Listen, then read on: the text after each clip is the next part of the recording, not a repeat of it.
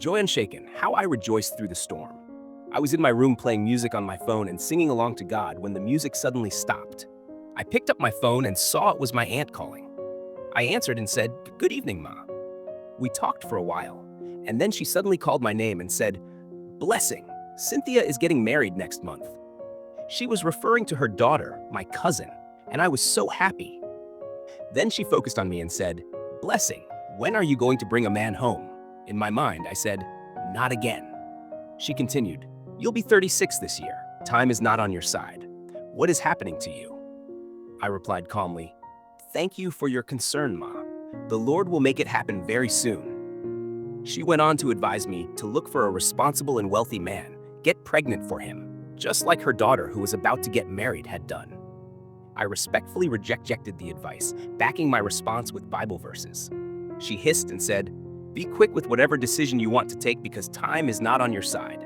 The call ended, and I felt relieved. I was about to feel sad, but I told myself, no, I won't give in to this.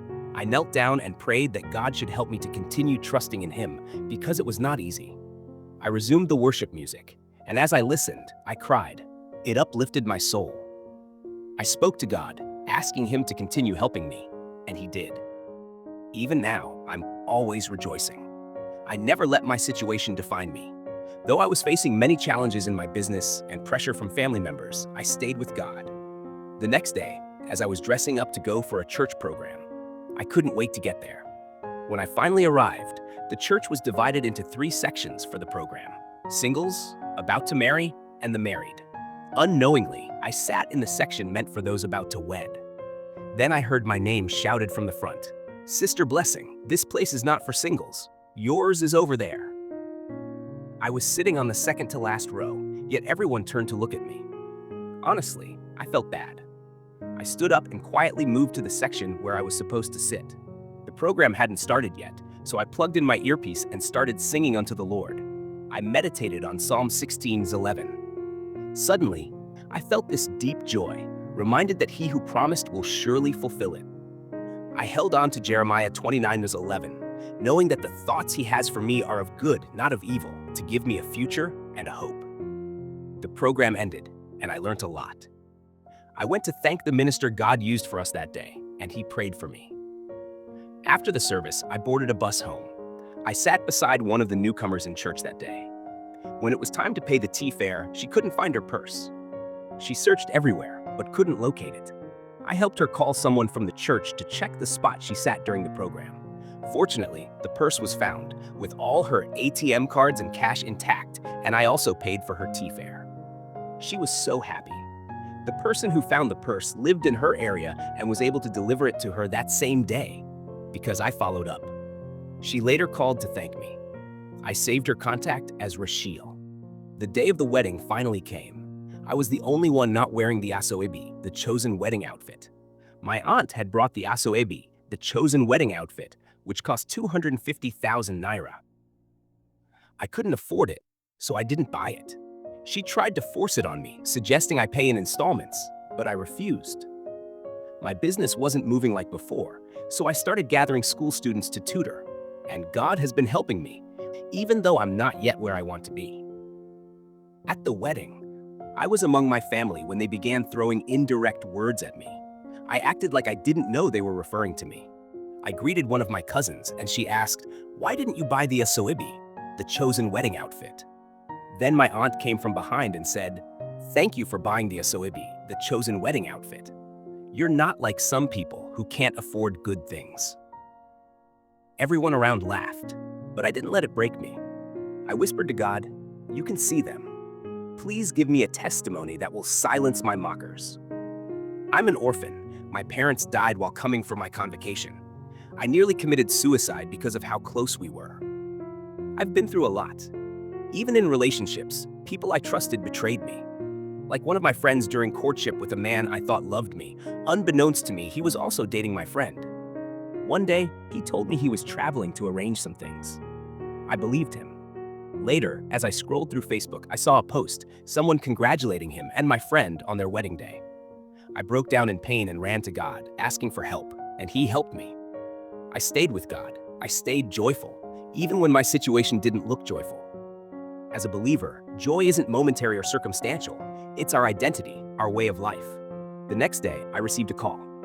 It was Rachel, the lady I had helped.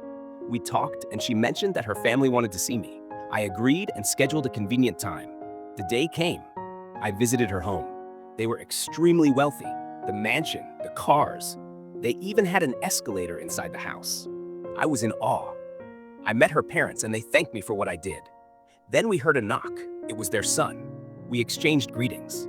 At the end of the visit, they asked me to name anything I needed. I told them about the business I had always dreamed of, and they asked me to find a location and get back to them. It all felt surreal. That night, I had a dream. In it, I married Rachel's brother. I woke up sweating and confused. An hour later, he called me to thank me for helping his sister. Since then, he kept calling, and a month later, he made his intentions known. I prayed and fasted, seeking confirmation. God gave me the go-ahead, and I accepted his proposal. His name is Michael. He is a minister of God, and his family is spiritually grounded. The Lord led Raquel to our church that day so that we could meet. Michael and I courted for 2 months and got married afterward.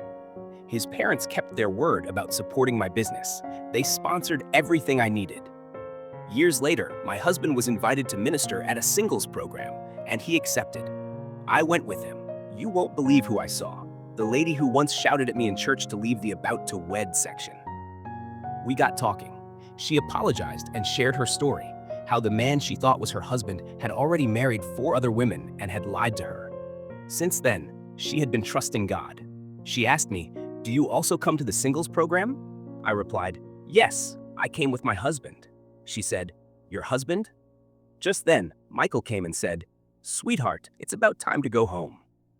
I could see the shock on her face. As we walked toward the car, I saw her still standing there, stunned. As for my ex, the one who married my friend, he later beat her to death and was sentenced to life in prison. My cousin who married the wealthy man? It was later discovered he was a notorious robber. It was all over the news. He had lied about being a businessman. I suffered emotional trauma, from losing my parents to betrayals to mockery because of my financial situation. But I never let any of that hold me down. I stayed with God. Even when things didn't look like it, I rejoiced, because as long as there is life, there is hope. Now, I'm in Dubai with my 2 children, sponsored by my one and only husband. I thank God for giving me patience during my waiting season. I get anything I want, even before I ask. My spiritual life is on fire, and I never forget my source. My husband and I help the needy, and we've set up infrastructure to support them, because the Lord has blessed us abundantly. As a believer, joy must be cultivated in you. It is a fruit of the Spirit that grows as you plant and nurture it. It is also a force that brings manifestation. You see it as done, and then you rejoice.